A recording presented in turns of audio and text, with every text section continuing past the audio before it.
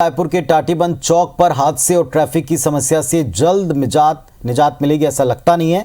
यहां फ्लाईओवर बनाने के लिए केंद्रीय सड़क परिवहन मंत्री नितिन गडकरी ने मंजूरी दे दी। लगभग 100 करोड़ की लागत से 2.5 साल पहले वर्क ऑर्डर जारी कर काम शुरू किया गया, लेकिन ये अब भी अधूरा पड़ा है।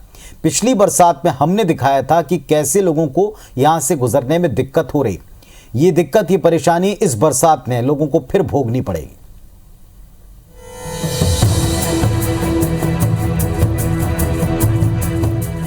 राजधानी रायपुर के टाटीबंध चौक से गुजरना अब लोगों को भारी पड़ रहा है। ये चौक 2 नेशनल हाईवे और साथ ही इंडस्ट्रियल कॉरिडोर का जंक्शन भी है। लगातार हादसे के बीच यहां पर एलिवेटेड इंटरचेंज का प्लान बनाया गया। आखिरकार फ्लाईओवर निर्माण का रास्ता तो खुल गया, लेकिन इसका काम जिस गति से आगे बढ़ रहा है वो लोगों के लिए राहत कम, मुसीबत ज्यादा बन गया है। भूल भुलैया वाले इस चौक पर लगातार हो रहे हादसे को देखते हुए IBC 24 में लगातार खबर दिखाई गई, जिसके बाद करीब 100 करोड़ रुपए की लागत से इसमें एलिवेटेड इंटरचेंज का प्रस्ताव लाया गया। इसके लिए पूरे चौक को तोड़ा गया, लेकिन चारों तरफ से ट्रैफिक के दबाव के कारण सर्विस लेन भी छोटी पड़ने लगी है और इस पर करीब हर 10 मिनट में जाम के हालात बन रहे हैं। अब तक इस चौक पर सैकड़ों लोग अपनी जान गंवा चुके हैं। हैवी व्हीकल्स का भार सड़क झेल नहीं पा रहे। जगह जगह सड़कों पर बड़े बड़े गड्ढे हादसों की संभावना और बढ़ा रहे हैं, लेकिन अब इस चौक से गुजरने वाले लोगों का धैर्य टूटने लगा है। बिल्कुल चलने का रास्ता नहीं है यहाँ पे। टाटीबंध में हर दिन का वो ऐसी है, बहुत ज्यादा गाड़ी तो रोज ले जाके मिस्त्री के पास खड़ा करना पड़ता है। पूरा पानी आ जाता है सर, करीब 1.5-2 फीट तक पानी आ जाता है। देखो जी, बिना मानसून के इतना जाम लगा रहता है। 4-4, 5-5 घंटे यहाँ पे जाम में फंसे रहते हैं। यानी अगर कोई रायपुर से जा रहा है ड्यूटी करने भिलाई, तो एक जोड़ा एक्स्ट्रा रखना पड़ेगा, तब अपने ऑफिस में जाके घुसेगा वो। दरअसल राजधानी में घुसने के लिए ये चौक काफी अहम है, क्योंकि ये चौक राज्य के 2 बड़े शहर को जोड़ता है, जो न सिर्फ राजनीति का केंद्र है बल्कि व्यावसायिक रूप से भी काफी मजबूत है। रोजाना इन दोनों शहरों के बीच 1 लाख से ज्यादा लोग इसी चौक से होकर गुजरते हैं। नेशनल हाईवे होने के कारण ट्रकों की गिनती करना संभव ही नहीं है।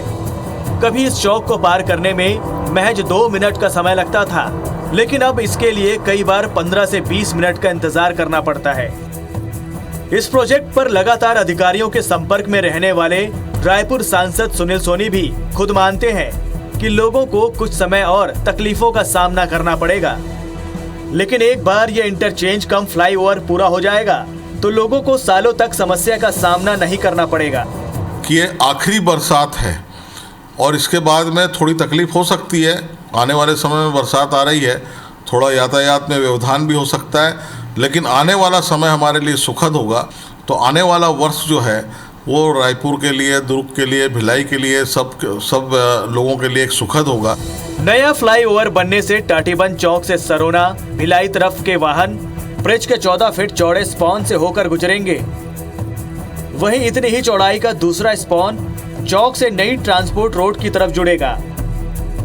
फ्लाईओवर को लेकर रायपुर सांसद सुनील सोनी ने नितिन गडकरी से मुलाकात की थी। बता दें कि टाटीबंध चौक में रायपुर, दुर्ग, भिलाई और बिलासपुर की तरफ का ट्रैफिक एक जगह टकराता है। इनमें सबसे ज्यादा ट्रक, बस की आवाजाही होती है। पिछले 3 साल में इस चौक में हुए हादसे में कई लोगों की मौत हो चुकी है, लेकिन इस फ्लाईओवर के काम में कब तेजी आती है और यह काम कब तक पूरा होता है, यही सबसे बड़ा सवाल है जिसका कोई जवाब नहीं है। टाटीबंध चौक पर लगने वाले जाम से निजात दिलाने के लिए इस पर एक लगभग 100 करोड़ रुपए की लागत से इंटरचेंज बनाया जा रहा है, जिसका काम पिछले 1.5-2 सालों से चल रहा है और 2 बार यहाँ मानसून में देखा जा चुका है कि किस तरीके से लोगों को परेशानी का सामना करना पड़ता है, लेकिन उसके बावजूद पैच वर्क का काम तेजी से नहीं किया गया। सामने मानसून एक बार फिर खड़ा है, मतलब साफ है कि लोगों को इस मानसून में भी, बरसात में लोगों को गड्ढे से परेशान होना पड़ेगा, जाम से और ज़्यादा तकलीफों का सामना करना पड़ेगा। कैमरामैन अजय गुर्जर के साथ स्टार जैन, IBC 24 रायपुर।